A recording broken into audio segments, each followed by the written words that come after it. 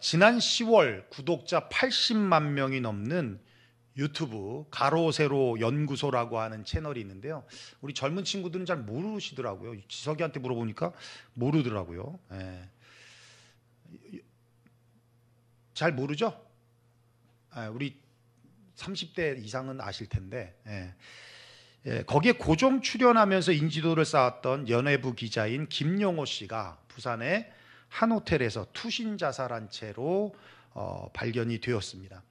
이 김 씨는 가로세로 연구소만이 아니라 개인 유튜브 방송을 운영하면서 연예인과 정치인들과 같은 공인들의 비리와 사생활의 의혹을 제기하고 폭로와 비방하는 콘텐츠로 많은 관심을 이끌며 구독자와 조회수를 늘렸고 또 그들의 후원을 받으며 살았습니다.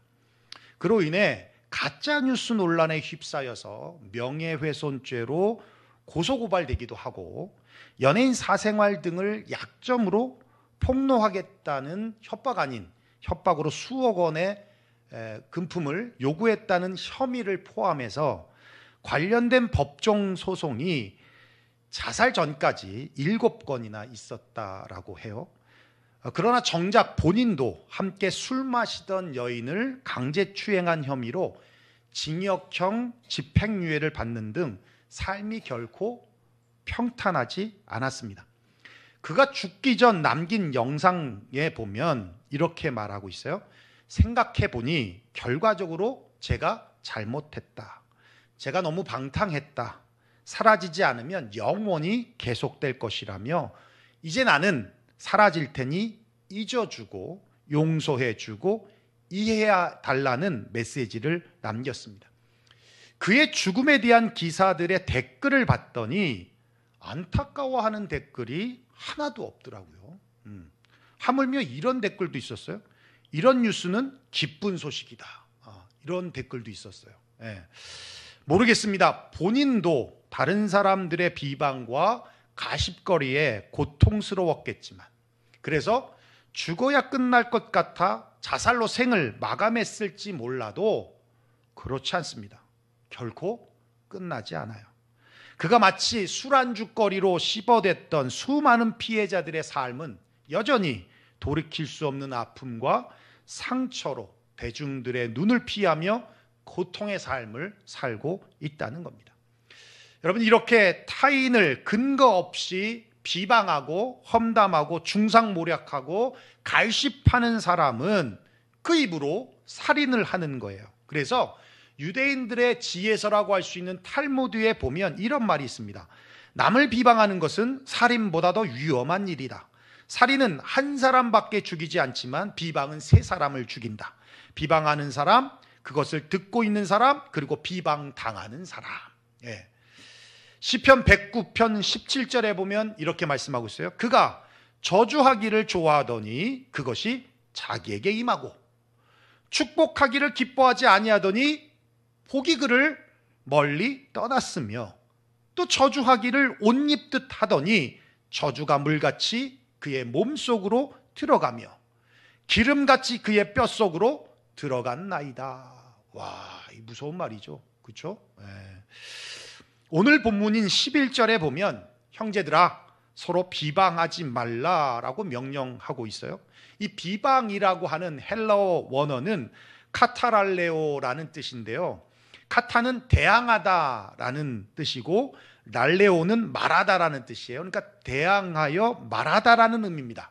그러니까 다른 말로 하면 헐뜯다, 욕하다, 물어뜯다 이런 뜻이죠.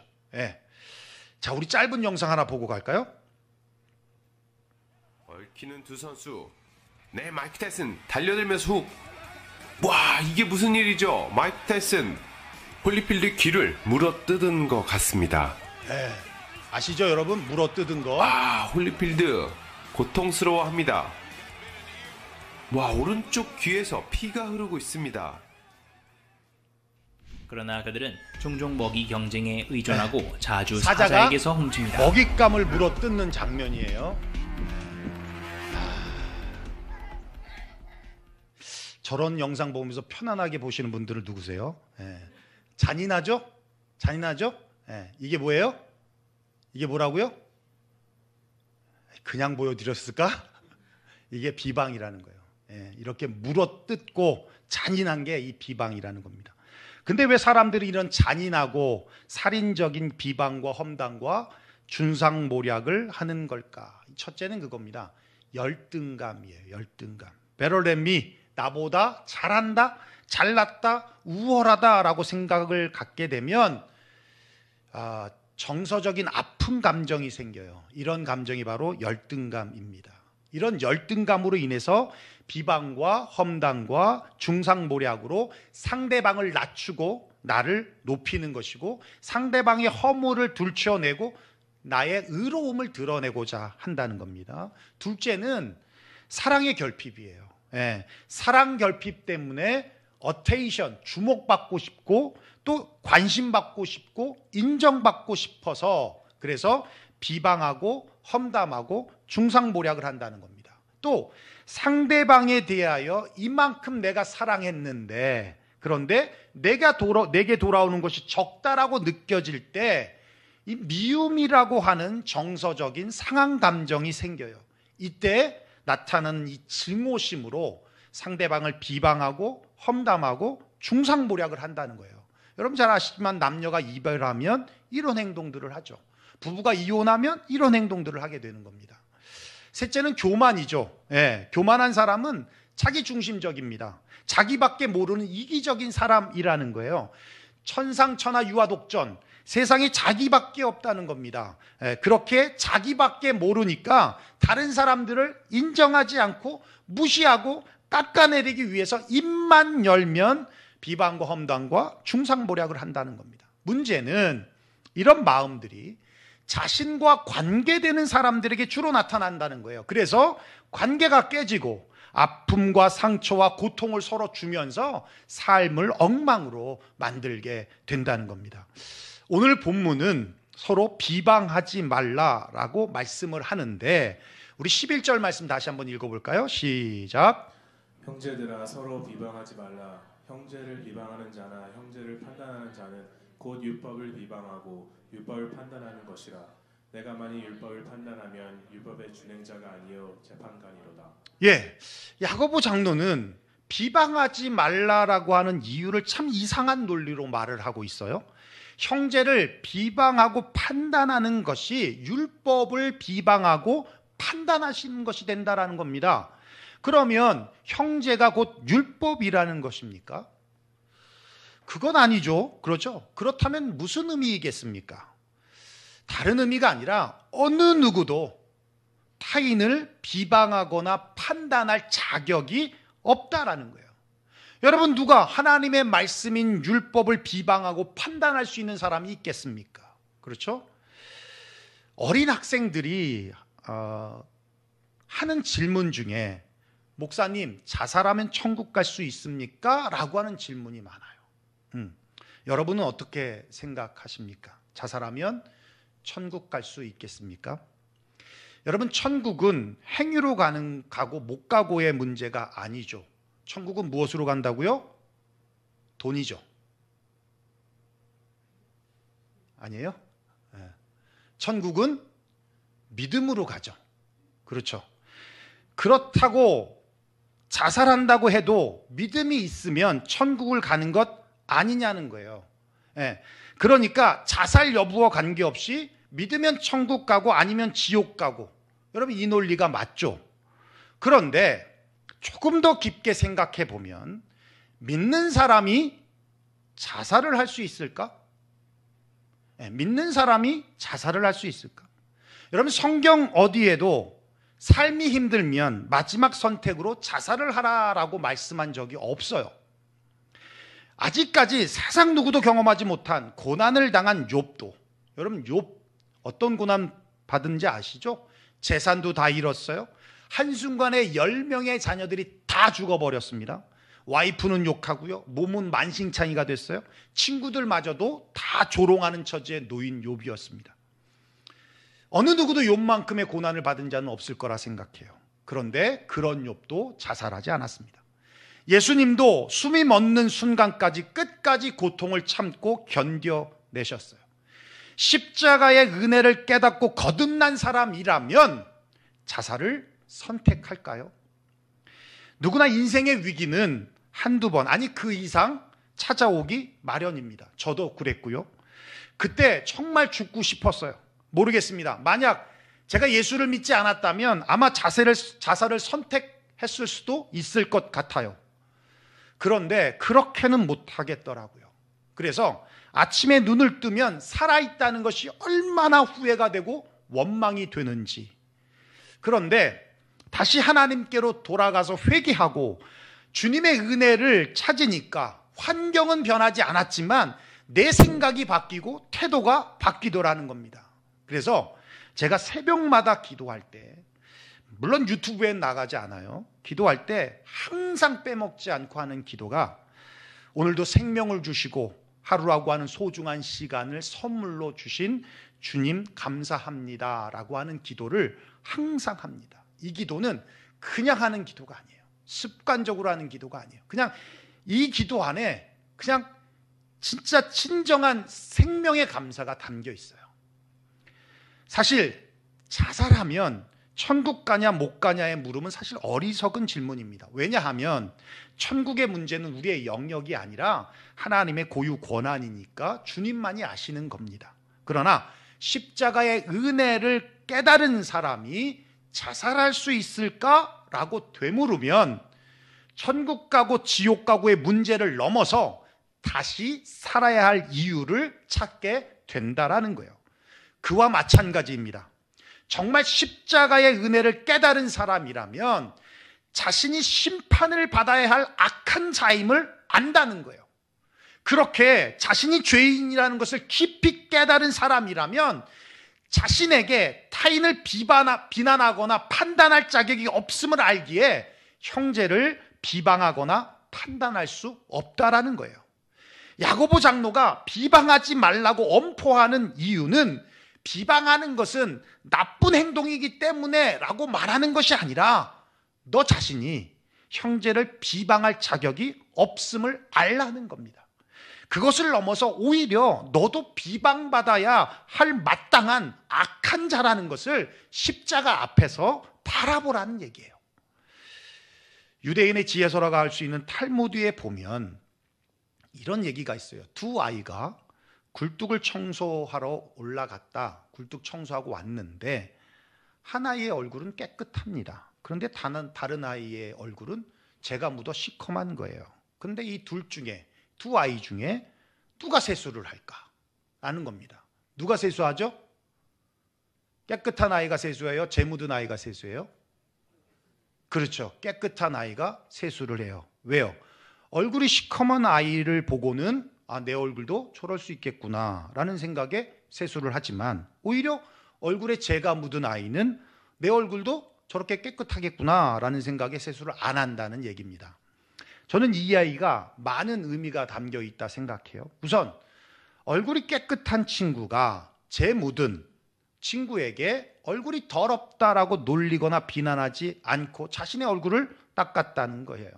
자신을 돌아보는 지혜를 갖고 있다는 겁니다. 그런데 거기서 끝나서는 안 되죠. 수건을 가져와서 재 묻은 친구의 얼굴을 닦아주던지 아니면 자연스럽게 거울을 볼 수 있도록 유도를 하던지 아니면 야 세수하고 났더니 개운해 너도 세수해 라고 그렇게 세수를 유도하던지 했어야 한다는 겁니다. 문제는 재 묻은 친구예요. 일단 얘는 부모 교육이 안 됐어요. 어릴 때부터 부모가 밖에 나갔다 돌아오면 손과 발을 씻으라는 교육을 안 받은 겁니다. 저는 할머니가 하도 잔소리를 그렇게 해서 꼭 집에 오면 손과 발을 닦아요. 손을 안 닦으면 이러고 다녀야 돼. 찝찝해요. 근데 아이니 하나이지 우노 얘네도 부모 교육을 잘 받아서 얘네도 밖에 나갔다 오면 손을 꼭 닦습니다. 그렇죠? 그렇죠? 우노는 안 한다고요? 더 교육을 받아야 돼요. 그러니까 얘네가 우리 집에 오잖아요. 그러면 손을 안 닦고 있으면 이러고 있어요. 이러고 있어. 닦아야 돼요. 거기에 습관이 된 사람들은 안 닦으면 찝찝합니다. 부모 교육이 안 돼 있는 거예요. 그리고 쟤는 친구가 세수를 했어요. 그러면 무슨 생각을 해야 되냐면 쟤는 얼굴이 깨끗한데 왜 세수를 하지? 하는 생각을 했어야 되는데 생각을 안 하고 있더라는 거예요. 예. 굴뚝 청소를 했으니 나도 더러울 수 있겠구나 라고 생각해서 세수를 하든지, 아니면 넌 얼굴이 깨끗한데 왜 세수를 하니? 라고 물어보든지 했어야 되는데 아무것도 안 하고 있더라는 겁니다. 제가 무슨 말씀을 드리고 싶냐면 재 묻은 친구나 깨끗한 친구나 모두 자신을 돌아봄이 필요하다는 거예요. 그래서 마태복음 7장 3절에서 5절에 보면 이렇게 말씀하고 있어요. 한번 읽어볼까요? 시작. 어찌하여 형제의 눈 속에 있는 티는 보고 내 눈 속에 있는 들보는 깨닫지 못하느냐? 보라, 내 눈 속에 들보가 있는데 어찌하여 형제에게 말하기를 나로 내 눈 속에 있는 티를 빼게 하라 하겠느냐? 무식하는 자여, 먼저 내 눈 속에서 들보를 빼어라. 그 후에야 밝히 보고 형제의 눈 속에서 티를 빼리라. 네, 자신을 보면 형제의 티가 아니라 자신의 들보가 보인다라는 겁니다. 그런데 그 돌아보는 기준을 자기에게 두면 절대 안 보여요. 예, 그래서 형제의 티를 보면서 비난하고 비방하게 된다라는 겁니다. 자기의 기준이 아니라 십자가에 두고 봐야 한다는 거예요. 우리는 주님과 관계 속에 사는 사람들입니다. 항상 주님을 기준으로 해서 자신을 봐야 하고 타인을 봐야 한다는 겁니다. 내가 기준이 되어서는 안 된다는 거예요. 자신이 기준이 되니까 내로남불이 되는 겁니다. 내가 하면 로맨스고 남이 하면 불륜이 되는 것이고, 내가 기준이 되니까 나만 아니면 돼, 자신밖에 모르는 사람이 되는 거고, 재 묻은 사람을 보면서 비난하거나 혹은 무관심이나 무책임한 행동으로 일관하게 된다라는 겁니다. 요한복음 8장에 보면 현장에서 간음하다 잡힌 여인에 대한 에피소드가 기록되어 있는데요, 주님을 시험하기 위해서 현장에서 간음하다 걸린 여인을 바리새인들과 서기관들이 예수님 앞에 끌고 옵니다. 그리고는 그에게 예수님을 시험합니다. 그때 예수님께서 그들에게 뭐라고 말씀하시냐면 너희 중에 죄 없는 자가 먼저 돌로 치라라는 거예요. 그러자 그 말씀을 듣던 자들이 양심의 가책을 느끼고 하나씩 들고 있던 돌을 내려놓고 어른에서부터 젊은이까지 모두 그 자리를 떠났습니다. 무슨 말이에요? 모두 다 죄인이라는 얘기예요. 아니, 간음한 여인보다 더하면 더했지 덜하지 않다라는 겁니다. 그렇게 죄책감으로 자신이 죄인이라는 사실을 인정했다면 그 다음 어떻게 해야 합니까? 떠나는 게 아니라 그 여인 옆에서 무릎 꿇고 여인과 같은 심정으로 있어야 하는 거예요. 네. 그런데 그들은 다 떠났어요. 왜요? 자기가 기준이 되니까 죄책감만 느끼고 떠나는 겁니다. 그러니까 그 자리에서는 돌을 놨을지 몰라도 돌아가서는 더 크고 더 날카로운 돌을 찾아서 누구 찍을 사람 없는지 찾으며 들고 다니는 겁니다. 그래서 예수를 믿는 사람임에도 불구하고 하늘에 상급이 쌓여야 하는데 돌만 쌓이는 거예요. 돌만 쌓이는 거예요. 주님 앞에서 자신을 돌아보며 내가 누구를 비방해, 오히려 내가 죄인 중에 괴수라고 고백하며 회개해야 한다는 거예요. 여러분, 그렇습니다. 자신을 돌아보며 비방하고 판단할 자격이 없음을 깨달아야 합니다. 그래서 피차 비방을 멈춰야 하고 피차 심판과 판단을 멈춰야 한다는 거예요. 강남 스타일을 부른 싸이 박재상 씨를 여러분 잘 아시죠? 한 방송국에 출연해서 자기 인생의 변화를 준 세 가지를 이야기하는데, 첫째는 군대랍니다. 둘째는 아버지라고 하고 셋째는 아내라고 해요. 그 중에 아내의 역량에 대해서 말하기를, 여러분도 잘 아시겠지만 싸이는 병역 비리로 인하여서 군대를 2번 갔다 왔어요. 2번째 영장이 나왔을 때 사실 2주만 버티면 공익근무가 가능했답니다. 그냥 본인도 가장이니까 공익근무는 출퇴근이잖아요. 아침에 출근했다가 저녁 5시, 6시 퇴근하는 거거든요. 공무원처럼. 그러니까 가정을 돌봐야 되니까 공익근무로 2주만 지나면 나이 제한이 있어서 갈 수 있었답니다. 그래서 생각하기를 새벽에 술집에 가서 술 먹고 있는 사람 뒤통수를 한 대 치면 그 친구가 자기를 팍팍팍 때리겠지. 그러면 병원 가면 한 전치 3주 나오니까 3주 동안 입원하고 있으면 그러면 시한이 지나가니까 나는 공익근무로 갈 수 있어. 이제 이런 생각을 하고 아내한테 말했답니다. 그랬더니 아내가 하는 말이 싸이인데 정말 후지다. 싸이인데 그냥 가야지. 이렇게 말하더라는 거예요.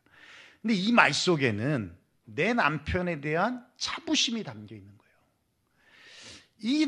이 말 속에는 아내가 남편에 대한 기대치가 있는 거예요. 이 남편에 대한 신뢰가 있는 거예요.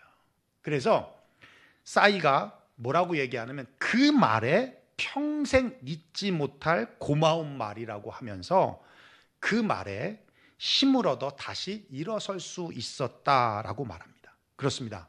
여러분, 비방과 판단이 아닌 서로 힘이 되는 말을 해주는 사람이 되십시오. 말에는 진실과 사랑이 중요합니다. 진실을 담은 격려와 축복의 말을 하십시오.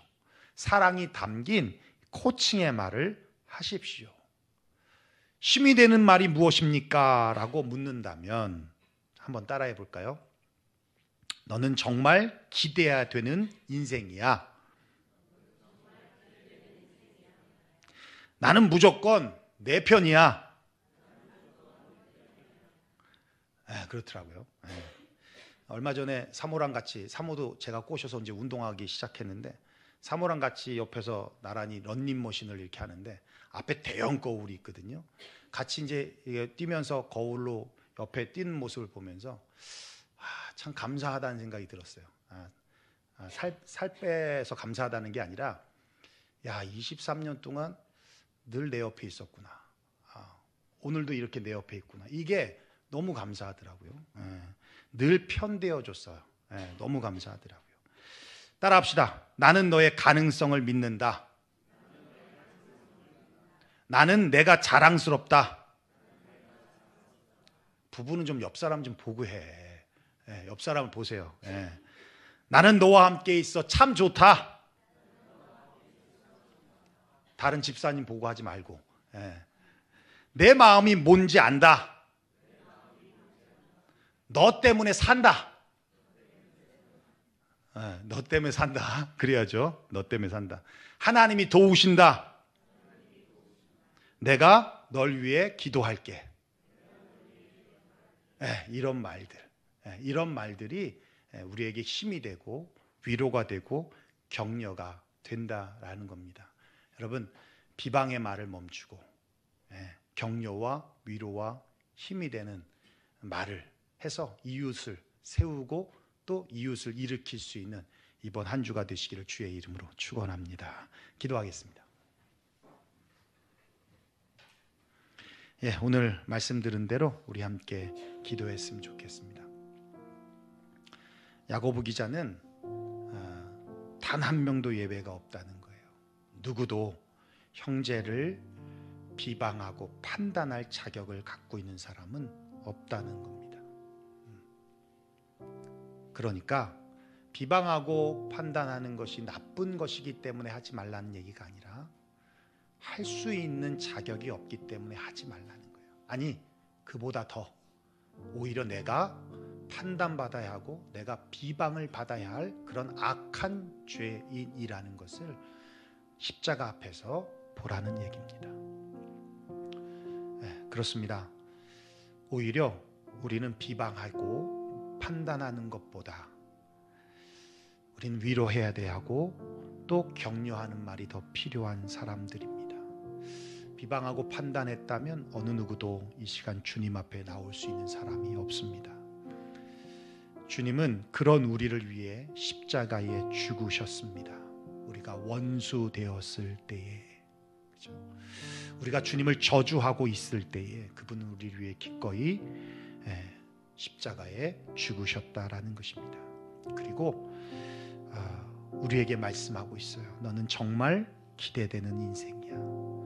나는 무조건 내 편이야. 나는 너의 가능성을 믿는다. 내가 너를 얼마나 자랑스럽게 여기는지 아니? 너와 함께 해서 너무 좋다. 네 마음 안다. 너의 그 아픈 마음 내가 안다. 내가 너를 도울게. 내가 너를 위해 지금도 기도할게. 라고 지금도 우리에게 속삭이십니다. 지금도 우리에게 세밀한 음성으로 들려주고 계십니다. 우리 시간 지난 한 해를 돌아보면서 비방의 말이 더 많았는지, 판단의 말이 더 많았는지, 아니면 이렇게 위로와 격려와 사랑의 말이 더 많았는지 돌아보면서 하나님, 비방하지 않게 하소서. 더 이상 판단하지 않게 하소서. 나를 통하여 공동체가 세워지고 이웃이 세워지고 가정이 세워질 수 있도록 이렇게 힘이 되는, 격려가 되는 사랑과 진실함이 담긴 말들이 내 입술의 열매가 되게 하여 주옵소서. 우리 시간 함께 기도하며 나아가겠습니다. 기도하겠습니다. 고마우신 우리 아버지 하나님, 감사와 영광을 하나님 앞에 올려드립니다.